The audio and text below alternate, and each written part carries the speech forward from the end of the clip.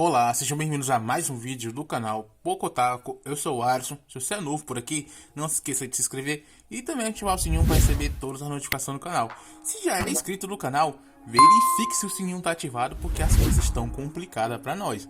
Deixa o like no começo do vídeo para estar nos ajudando. E no vídeo de hoje a gente vai estar falando sobre esse 15º episódio de Bleach. As coisas estão indo de mal a pior, meu parceiro. Tem capitão passando sufoco ali. Então, bora falar sobre esse episódio. O episódio começa com a reunião dos Stenwrights, onde eles estão discutindo sobre a última ordem que foi dada pelo Yhwach, que é para eles acabarem com a esperança dos ceifeiros, aniquilando até o último deles, ou seja, eles estão indo para acabar com tudo.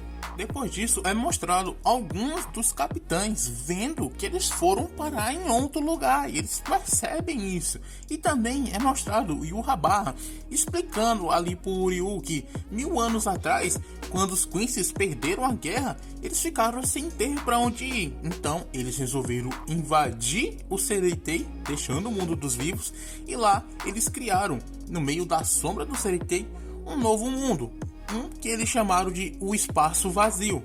E lá era o local perfeito, porque nenhum ceifeiro ia procurar eles na sua própria casa, então a ideia realmente é muito brilhante. No laboratório de pesquisa, o pessoal que trabalha lá, eles começam a ficar desesperados, se perguntando o que estava acontecendo. E com isso, um Quincy que estava ali do lado deles, começa a falar que o plano deles tinha dado certo. Porque, diferente do mundo dos humanos, a sociedade das almas era repleta de partículas espirituais que eles, Quincy's, usavam para ficar mais forte. Ou seja, ele estando lá é um campo bom para eles. Eles têm mais vantagens lá do que os próprios ceifeiros. E aquele Quincy era o Asken, a letra D. E quem aparece falando essa mesma coisa é o Jugran. E ele está explicando isso para o Kyoraku.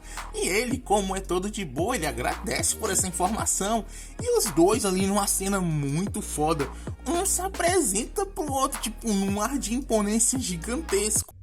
バンデン大妃皇帝補佐シュテルンリッターグランドマスターユーグラム・ハッシュバルド後帝13体総隊長一番隊隊長京楽春水だ。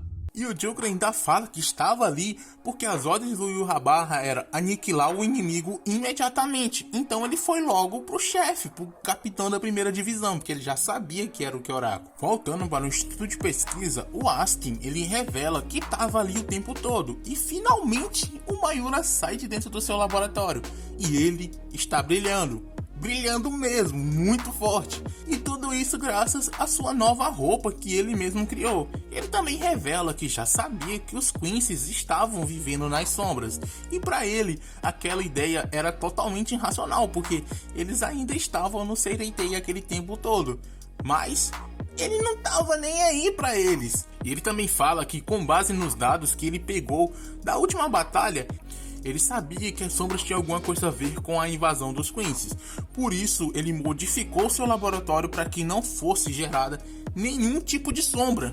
E ele ainda tira uma com a cara do Asken. Já na linha de frente, os Quincy's e os ceifeiros estão lutando ali até a morte. Já na mansão do Almeida, ou o local que era isso. E para quem não tá lembrado quem é esse cara, ele é o tenente da Soifonda, capitão da 2ª divisão.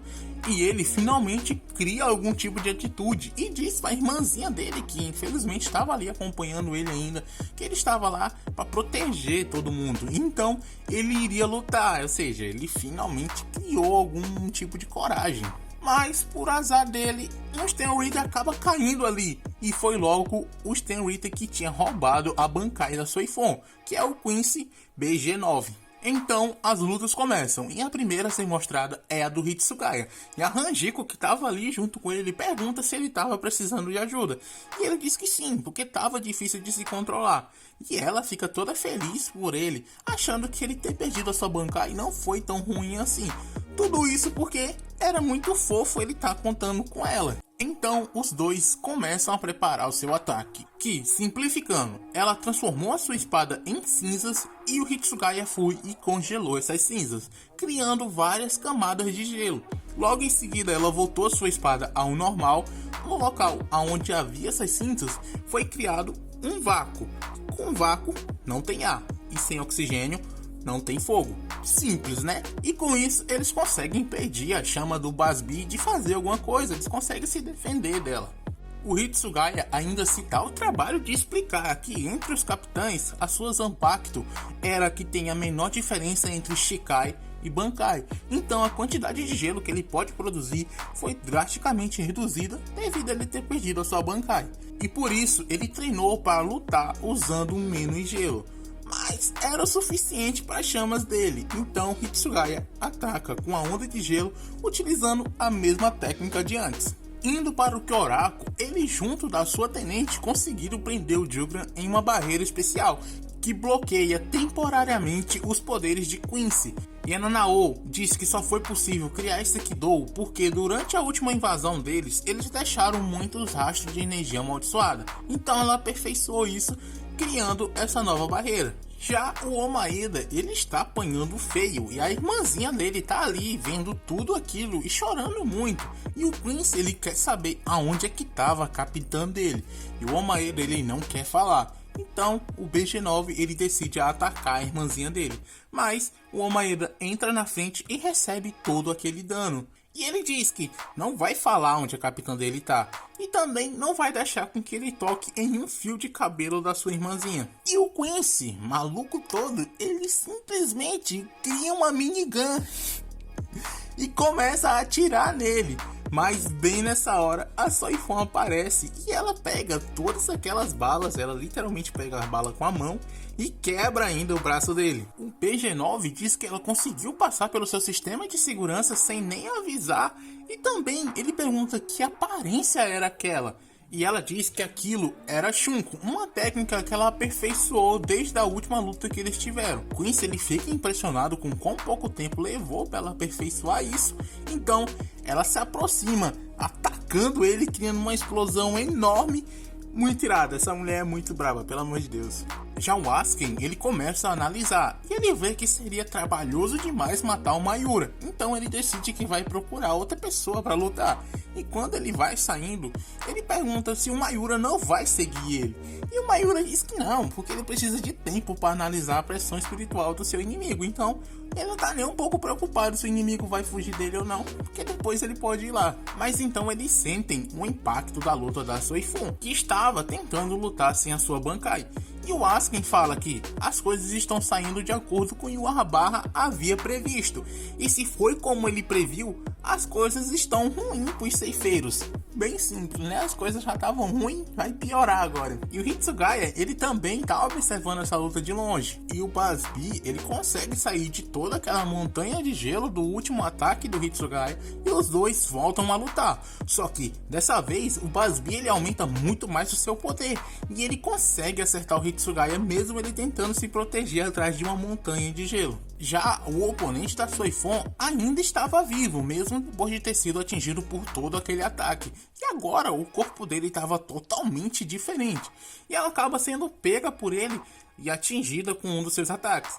E aqui você percebe que foi criada aquela narrativa de que os Quincy's apareceram, os capitães vêm para enfrentar ele, tem uma certa vantagem no começo e depois perdem. Foi isso que aconteceu, dá pra ver que aconteceu exatamente desse mesmo jeitinho. Já o Kyoraku, o Jugram pergunta se todos os outros capitães conseguem usar esse encantamento. A Nanao, ela diz que não, e o Jugram fala que eles deveriam ter aperfeiçoado esse encantamento e ensinado para todos os capitães. Assim, eles não morreriam desnecessariamente. Ele ainda dá uma lição de moral ali neles dois. O Hitsugaya, ele volta a apanhar e o Quincy, que havia roubado a Bankai dele, aparece, porque eles tinham feito um acordo de lutar contra os capitães que eles roubaram a Bankai, que ele ia acabar com o Hitsugaya, já que ele tinha roubado a Bankai dele. Voltando novamente para o centro de pesquisa do Mayura, ele consegue sentir que a pressão espiritual do Hitsugaya e da Soifon estão desaparecendo. Mas, novamente, é o Mayura, ele sabe das coisas, ele já tinha ideia que eles não conseguiriam lutar sem as suas Bankai. Mas alguém acaba invadindo a comunicação deles, e aquele era o Urahara. que avisa que tinha terminado de criar uma forma dos capitães recuperar suas bancais, ou seja, mais hype ainda para as coisas. E no finalzinho do vídeo é mostrado ali o Ichigo terminando aquele desafio que foi posto a ele. E dá para ver que as coisas estão um pouquinho complicadas para ele. Ainda não foi falada quais tipo de provas ele tem que passar com esse desafio, qual desafio tem que ser, se é mental, se é mais físico. Eu acho que a gente vai saber no próximo episódio. Espero que vocês estejam ansiosos por esse episódio. Eu também tô. Não esqueça de se inscrever. Vai ter vídeo aqui no canal. Deixa um like no finalzinho do vídeo se ainda não deixou. Comentem o que você achou desse vídeo. E no mais, era só isso. Valeu, falou.